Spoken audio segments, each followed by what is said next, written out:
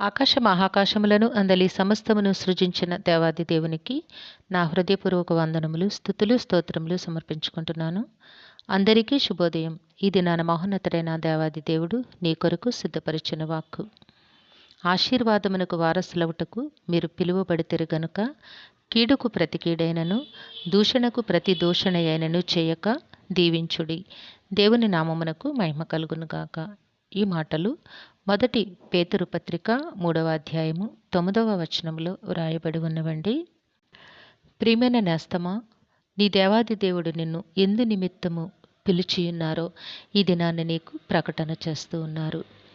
నీ తల్లి గర్భమున నిన్ను రూపించిన దేవుడు, నీ పట్ల ఒక ప్రత్యేకమైన ఉద్దేశమును కలిగి ఉన్న దేవుడు, తను సిద్ధపరిచిన ఆశీర్వాదములకు నిన్ను వారసునిగా చేయుటకు ఇష్టతను కలిగి ఉన్న దేవుడు ఈ దినాన తన వాక్కును నీకు ప్రకటన చేస్తూ ఉన్నారు. ఏమిటి అనగా, కీడుకు ప్రతి కీడైనను దూషణకు ప్రతి దూషణయైనను చేయక. నువ్వేం చేయాలట, ఏమి చేయకూడదట, వాటిని నీకు బోధిస్తూ ఉన్నారు.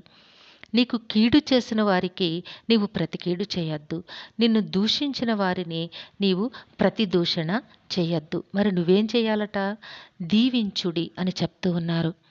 నీవు వారిని దీవించాలట. ఇది సాధ్యమయ్యే పనేనా కాదా? సాధ్యము కావాలి. ఎందుకంటే నీవు దేవుని సంకల్పములో, దేవుని చిత్తములో చేయబడిన వానివై ఉన్నావు, నిర్మింపబడిన వానివై ఉన్నావు గనుక నీవు తప్పకుండా చేసి తీరాల్సిందే. చేయగలవు. ఎందుకంటే చేయగలిగిన పనిని మాత్రమే దేవుడు మనిషి మీద పెట్టి ఉన్నారు. మనిషి చేయలేని పనిని దేవుడు ఎప్పుడు కూడా మనిషికి అప్పగించలా. కాబట్టి నీవు దీవించాలి. ఎందుకు దీవించాలి? ఏంటి? కీడు చేసిన వారిని నీవు చాలా మంచిగా ఉండాలి, నీకు దేవుడు ఆరోగ్యం ఇవ్వాలి, దీర్ఘాయుష్యం ఇవ్వాలి, నిన్ను నిత్య జీవమునకు వారసునిగా చేయాలి. అటువంటి ఆశీర్వాదపు వచనములు నీ నోటి వెంబడి రావాలి అంటే నీవు ఎంత ఉన్నతమైన వ్యక్తిత్వము కలిగిన వానివై ఉండాలో నీకు తెలుసు. కాబట్టి నేస్తమా, నీలో దేవుడు అంత ఉన్నతమైన గుణగణములను నింపియున్నారు. నీకు అంతటి ఉన్నతమైన వ్యక్తిత్వమును దేవుడు ఉంచియున్నారు. కాబట్టి నువ్వు తప్పకుండా చేయగలవు. నీవు దీవించు. ఎందుకు దీవించాలి అంటే, నిన్ను అనేకమైన ఆశీర్వాదములకు వారసునిగా దేవుడు నిర్మించి ఉన్నారు. ఆ ఆశీర్వాదములకు నీవు వారసునివి కావాలి అంటే నిన్ను ద్వేషించిన వారినైనా, నీకు కీడు చేసిన వారినైనా సరే నీవు దీవించాలి.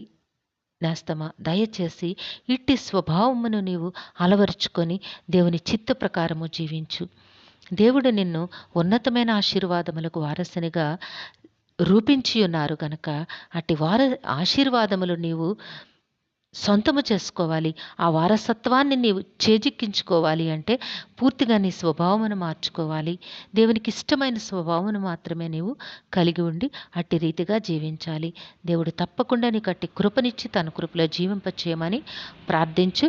దేవుడు తప్పకుండా సిద్ధపరిచిన ప్రతి ఆశీర్వాదమును నీవు పొందుకుంటావు. దేవుడు నిన్ను దీవించునుగాక. ప్రార్థన చేసుకుందాము. సింహాసనాసనుడైన తండ్రి, మీ ఘనమైన నామమును కొందరములు మీ బిడ్డకిచ్చిన వాక్కును బట్టి స్తుతులు సమర్పించుకుంటున్నాము. రక్షక, మీ బిడ్డను మీరు సిద్ధపరిచిన ప్రతి ఆశీర్వాదమునకు వారసునిగా చేయమని, దీవించమని, నాయన మీ సంకల్పములలో జీవించగలిగే కృపను మీ బిడ్డకు ప్రసాదించమని మీ కాళ్ళు పట్టి వేడుకుంటూ ఉన్నాము. ఈ దినము పుట్టినరోజు, వివాహ దినమోత్సవంలో జరుపుకుంటున్న బిడ్డలందరికీ మీ ఆశీస్సులు, దీర్ఘాయుష్ను అనుగ్రహించి మీ కృపలో జీవింపచేయండి తండ్రి. మా ప్రియులందరినీ, వారి కుటుంబములను మీ దివ్య హస్తములకు అప్పగించుకొంచున్నాము తండ్రి. అందరికీ కావాల్సిన ఆయురారోగ్యము, పరిపూర్ణమైన రక్షణ, దీర్ఘాయుష్షు, నెమ్మదిని ప్రసాదించి మీ శాంతి సమాధానములతో జీవింపచేయండి నాయన. కుటుంబాల్లో ఉన్న ప్రతి విధమైన చింతలు దూరపరచండి తండ్రి. నాయన, ఆర్థిక ఇబ్బందులు దూరపరచండి, అనారోగ్యములు దూరపరచండి. మీ కాళ్ళు పట్టి వేడుకుంటున్నాం తండ్రి. నాయన, మీ సమృద్ధి అయిన జీవమును, ఆశీర్వాదమును బిడ్డలకు అనుగ్రహించి మీ కృపలో జీవింపచేయమని సమస్తమును మీ దివ్యహస్తములకు అప్పగించుకుంటూ ఈ ప్రార్థన మా రక్షకుడును మీ ప్రియ కుమారుడైన యేసుక్రీస్తు వారి అతి శ్రేష్టమైన నామమున అడిగి వేడుకొనుచున్నాము తండ్రి. ఆమెన్. సర్వకృపానిధి దేవుడు మీ కుటుంబ జీవితంలో ఉన్నతమైన ఆశీర్వాదములు అనుగ్రహించి మిమ్మును ఆయన నామ మహిమ కొరకు జీవింపచేయునుగాక. Amen, amen, amen.